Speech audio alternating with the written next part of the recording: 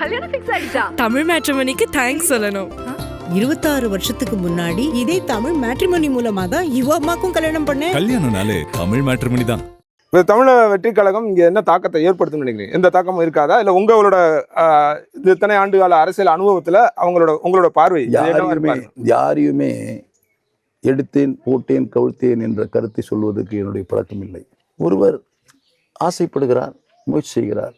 அந்த முயற்சியில் அவருடைய செயல்பாடுகள், அவருடைய அணுகுமுறை, அவருடைய எதிர்கால திட்டங்கள், மக்களிடத்திலே சென்று அடையக்கூடிய வழியிலே அவருடைய செயல்பாடுகள், இதையெல்லாம் கருத்தில் கொண்டுதான் அவர்கள் எப்படி வளர்கிறார் என்று சொல்ல முடியும். அதனால் ஒருவர் வந்திருக்கிறார், வந்தவரை அவரை இழுப்பொடிக்கிற மாதிரி சொல்ல வேண்டிய அவசியம் கிடையாது. முயற்சி செய்யட்டும், என்ன வருதுன்னு பார்க்கலாம். என்ன வருதுன்னு பார்க்கலாம். இல்லை, அதிமுக வெற்றி பெறுகிறது, அவ்வளோதான். சரி, இப்போ இதே அதிமுகவில் இருந்த முக்கியமான பிரமுகர் திரு செங்கோட்டையன் தாவேக்கால போய் சேர்ந்தார். உங்கள் ரெண்டு பேத்துக்குள்ளுமே நிறையா இருந்தது. நீங்கள் அவர் ஒரு பெரிய விமர்சனம்ல ஒரு குற்றச்சாட்டாகவே வச்சுருந்தார்.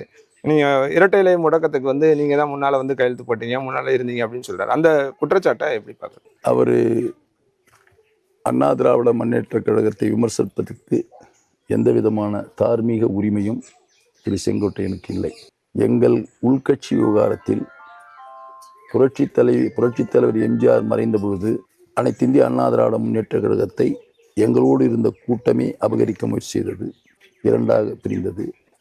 அந்த அபகரிக்க கூட்டம் புரட்சித் தலைவர் எம்ஜிஆருடைய துணைவியாரை, ஜானகி அன்னியாரை கையில் எடுத்து கொண்டார்கள். போராடினோம்.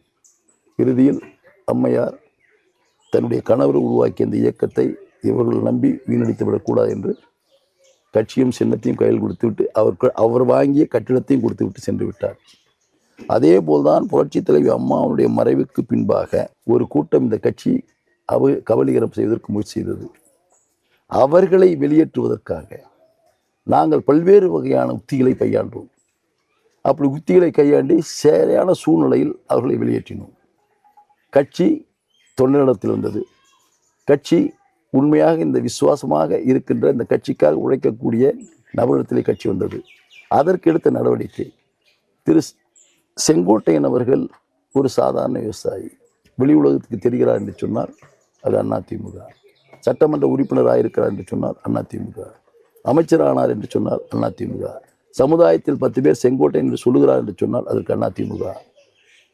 இறுதி வரை அதிமுக பெயரை உச்சரித்து விட்டுதான் அவர் மறைந்திருக்க வேண்டும். ஆனால் சுயநலம், பதவி மோகம், பதவி வெறி, இவ்வளவு வாழ்வு கொடுத்த இந்த இயக்கத்தை விமர்சனம் செய்யக்கூடிய ஒரு நபராக மாறிவிட்டார். அவரை பற்றி இதற்கு மேல் சொல்வதற்கு ஒன்றுமில்லை. இல்லை, நான் அவரை பற்றியே கேட்கல. அவர் சொன்ன அந்த குற்றச்சாட்டுக்கு உங்களோட தெளிவாக சொல்லிட்டேன்.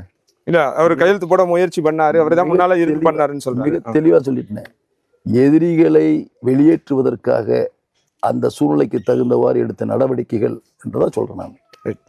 கட்சியோட துணை பொதுச் செயலாளர், நீங்க உயர்ந்த பொறுப்புல இருக்கீங்க. கடைசி நிமிடம் வரைக்கும் தேமுதிகவும் கூட்டணிக்குள்ள கொண்டு வரக்கான எல்லா முயற்சிகளும் நடந்தது. கடைசி நேரத்தில் என்ன நடந்தது? ஏன் அது நடக்காம போயிடுச்சு? அவங்க ஏன் திமுக கூட்டணி இல்லை, நாங்கள் ஏற்கனவே எங்களோட கூட்டணி இருந்த பொழுது அவர்கள் ராஜ்யசபா சீட் கேட்டார்கள். எங்களுடைய பொதுச் செயலாளரும் தேர்தல் முடிந்த பின்பு கொடுக்கிறோம் என்று சொன்னார்கள். அதைத்தான் சொன்னோம். சரி என்று அந்த அம்மையார் போனார்கள்.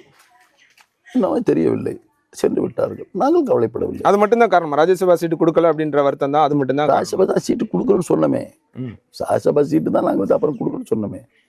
அது மட்டும்தான் காரணம் இல்லையான்னா நீ அந்த அம்மையாரே தான் கேட்கணும். எங்களை பொறுத்தவரை ஒன்றும் இல்லை. திரு அண்ணாமலை இந்த தேர்தலில் போட்டியிடலை. உங்கள் தோழமை கட்சி, அவர் ஒரு வலுவான முகம், அவருக்குன்னா ஒரு பெரிய இளைஞர் பட்டாளம் இருக்கு. அவர் இந்த தேர்தலில் போட்டியிட்டு இருந்தா அது உங்களுக்கு பலமா இருந்திருக்காதா? எங்களுடைய தேசிய ஜனநாயக கூட்டணியில் அங்கம் வைத்திருக்கின்ற ஒரு தேசிய கட்சி, அந்த தேசிய கட்சியுடைய உள் விவகாரங்களில் நான் விமர்சனம் செய்வதோ கருத்து சொல்வதோ அழகாக இருக்காது, தேவையில்லை. இல்லை, உங்களுடைய பார்வையா சொல்றேன். நீங்க விமர்சனமா அதுல எதுவும் சொல்ல வேணாம், அவங்க உள்கட்சிக்குள்ள எல்லாம் போக வேணாம். உங்க தோழமை கட்சியில இருக்கவங்க இப்போ உங்களுக்கு ஒரு பலம் தானே? இல்லை, அந்த கட்சி எடுக்கிற முடிவுகளை விமர்சனம் செய்வதற்கு எங்களுக்கு எந்த விதமான உரிமையும் கிடையாது. எங்களுடைய கூட்டணி என்ன?